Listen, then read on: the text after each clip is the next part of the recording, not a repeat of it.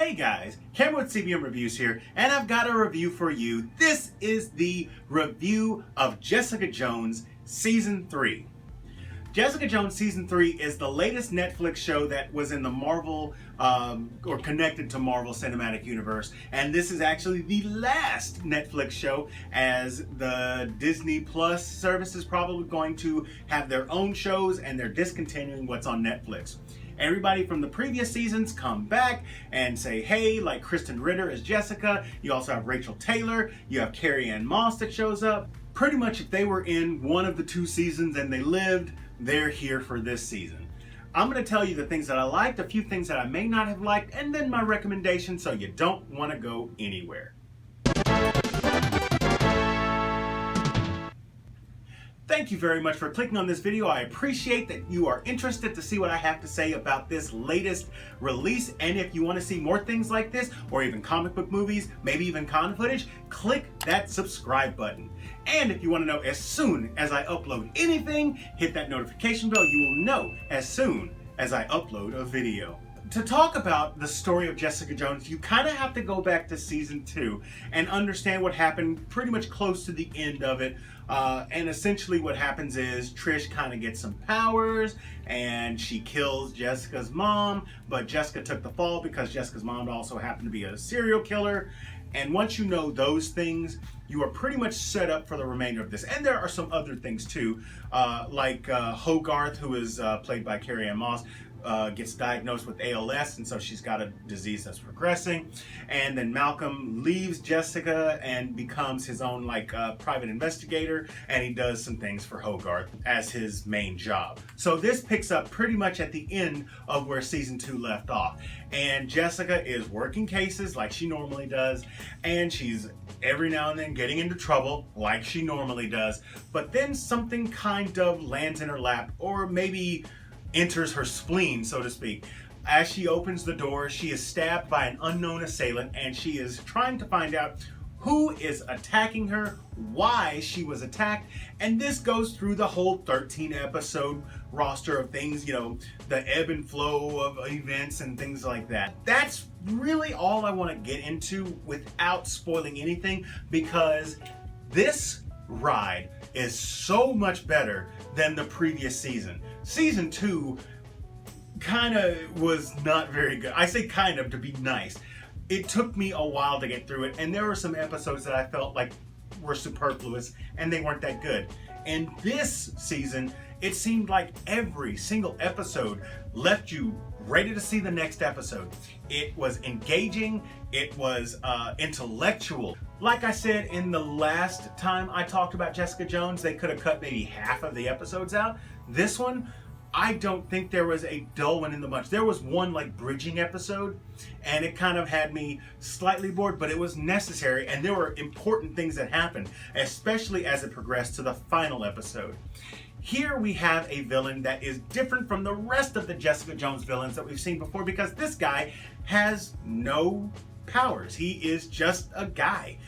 But he really resents people who have been given advantages in life. This guy is incredibly smart. He has 5 different degrees, like an engineering degree and a law degree, and all these sorts of things that he's had to fight for, but he really resents it when people are lucked into things. So anybody that has superpowers, he resents them because he feels like they're cheating and they're a fraud and they really don't deserve the things that they've been given, but they have them anyway.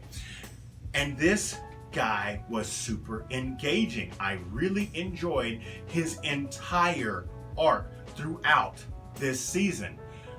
He is actually based on a Marvel Comics character, Fool Killer.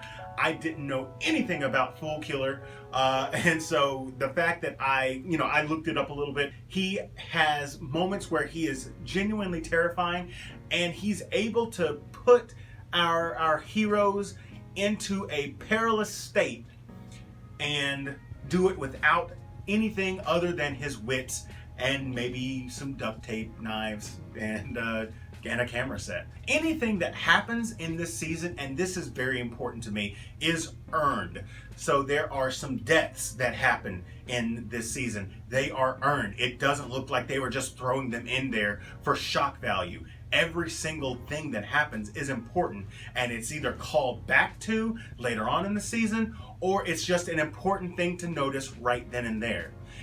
Another thing, and it kind of caught me by surprise, was that when we get to close to the end of the season, episode 12, it kind of wraps things up, and then it throws a curveball, and it is such a dynamic and necessary curveball, especially with the events that had happened earlier in the season.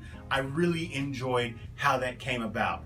There are also some other new characters, like Jessica's latest fling. His name is Eric, and he has powers, but his powers are kind of a passive deal. He doesn't like actively do anything, but he can sense if a person is genuinely good or genuinely bad, and if they're genuinely bad, he gets like this vibe, and he kind of uses it on in a schemy, kind of skeezy sort of way.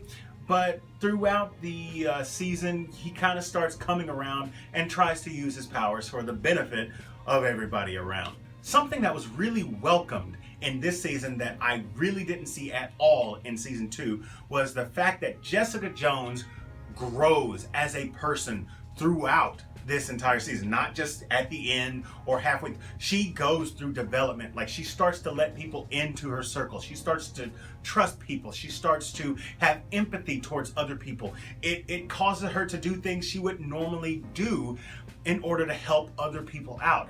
This is something that we may have seen, but it just didn't really hit on a genuine scale like it did in this season here. So the fact that Jessica goes through this kind of character development is so good. Then there's Trish. I absolutely hated how Trish was in season 2. In this season, Trish has her breakthrough.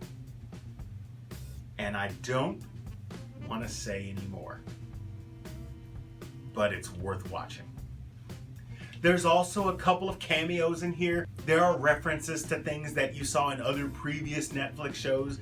The Rand Corporation was mentioned and how Danny Rand was not available. And then in one of the episodes, you get Harlem's hero. Luke Cage comes by to show up and give a little cameo at Alias Investigations.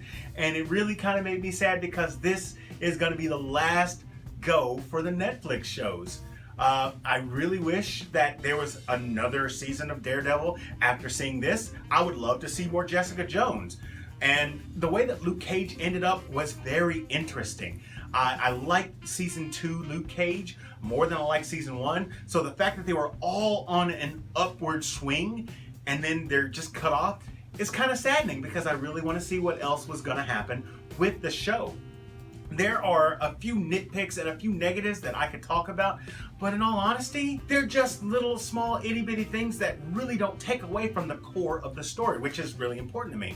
As you know, if you've been watching my channel for a while, I don't grade TV shows because, you know, it's 2 hours versus 13 hours. It's really hard to go through 13 hours and nitpick it, you know, frame by frame, so to speak. But I do give a recommendation, and my recommendation is that if you've watched any of the Netflix shows, and especially if you watched Jessica Jones, you need to get on this, because this one is such a much better season than the previous season, and it's close to even better than the first season with David Tennant as Kilgrave. The character development is that good that you really should get on this.